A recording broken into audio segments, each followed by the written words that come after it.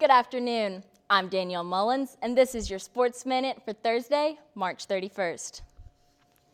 With the hype of March Madness, Western Kentucky University faced a basketball madness of their own. Former basketball coach Ray Harper resigned, but WKU has already found a new face for Hilltopper basketball, Coach Rick Stansbury. Stansbury is a Kentucky native who comes to the Hill after an assistant coaching position at Texas A&M.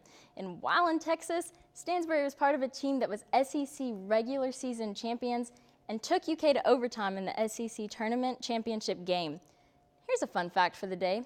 Stansbury even has bloodlines here on the Hill, as his great-uncle Ed Stansbury was an original driving force behind the red towel in the 1920s.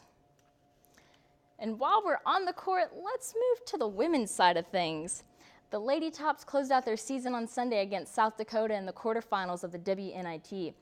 WKU tried to keep up with a tough Coyote team and even had things tied at the beginning of the third quarter.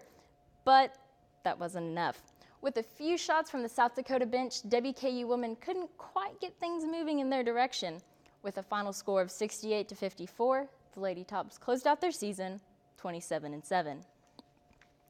Now, moving things outdoors, Tuesday morning some notable WKU football players took part in Pro Day. 31 of the 32 NFL teams gathered in the stadium, and without saying it, I'm sure it's obvious who all the attention was on. Brandon Doughty, one of the top prospects coming off of the 2015 squad. The teams were curious to see if Doughty could live up to that hype that went along with his name. And when the day was done, Doughty proved himself and was nothing but humble about his performance. Nick Dennisfield was packed on Tuesday night as the Hilltoppers took on in-state rival Louisville. With a crowd just a little over 1,700, the Tops were ready for a big show.